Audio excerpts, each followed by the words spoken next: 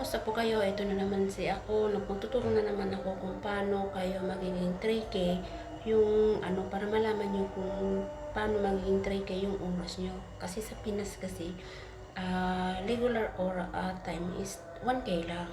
Tapos ito sa amin, regular time namin is 2K.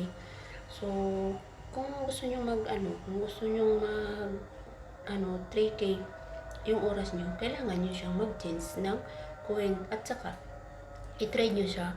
Tapos, pag napuno niya yung 150 na point, ayun, 3K na yung oras nyo.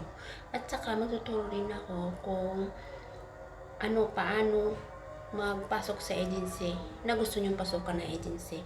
Ituturo ko rin po dyan na kung paano kayo pumasok sa agency. Yun po ang ituturo ko ngayon. Sana po may matutunan po kayo. Yan lang po. Watch my video na lang po para malaman nyo kung paano gawin ito.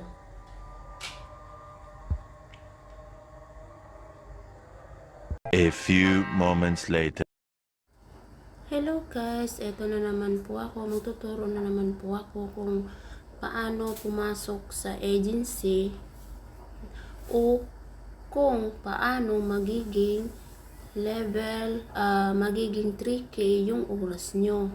Ituturo ko sa inyo ngayon kung ano ang dapat na gawin. So, una, pupunta tayo sa Popo.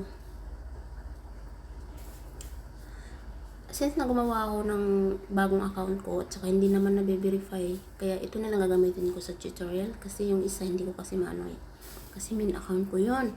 So, eto, kung gusto nyo magpa-level up ng 3K yung oras nyo, eto lang yon.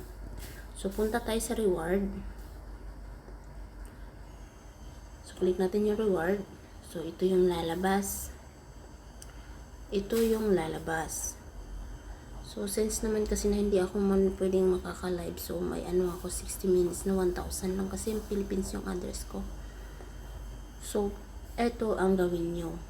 Kailangan nyo punuin ito 150 point, still need 150 point. Ito ang kailangan nyo punuin para magiging 3K yung oras nyo. Ito 3K. Tapos ito yung linya na yan na wala pang puti pa lang siya. Pag may nagbato sa inyo, ito yung titingnan nyo. Ito yung basihan kung mapupuno siya ng 150K, magiging 3K yung oras nyo. Ito lang pupunuin. Dapat may magpasa sa inyo ng 150K na point para mapuno nyo ito. Para magiging 3K yung oras nyo. Pero, kung maging 3K yung oras nyo, everyday yan, kukuhaan yan ni Popo. Yung 150, kukuhaan yan ng kukuhaan. Hihilain kayo yan ng pababa. So, kung gusto nyo talaga, ito lang yung punuin nyo. Itong 150 na to na dito, 150, mapupuno yan siya. Points to Points to na 150. Dapat punuin nyo siya para magiging 3K yung oras nyo. So, ganun lang po. Dito naman po tayo papupunta sa paano pumasok ng agency. So, i-cancel lang natin siya.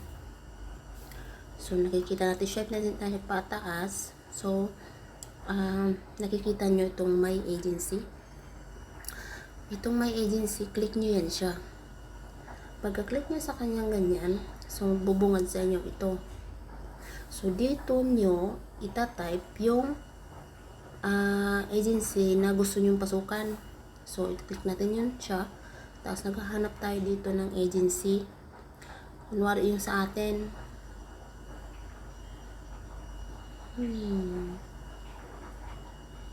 Ito yung agency natin. So, cancel lang natin siya dyan. So, pumasok na ito yung agency natin.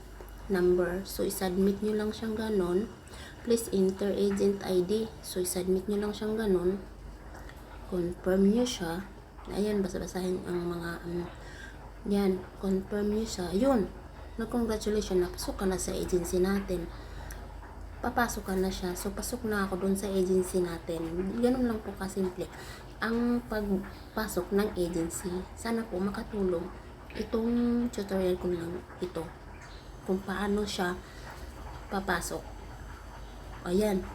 Ayan na, oh, nagme-message na si Popo. So, ang sabi niya, ito, nag-message siya. Ang sabi niya, you have successfully joining the agency. Ito na yung sabi niya, pasok ka na sa agency. So, cancel na tayo. Sana guys, makatulong ito para malaman nyo kung paano pumasok ng agency at kung paano magle-level up. Salamat!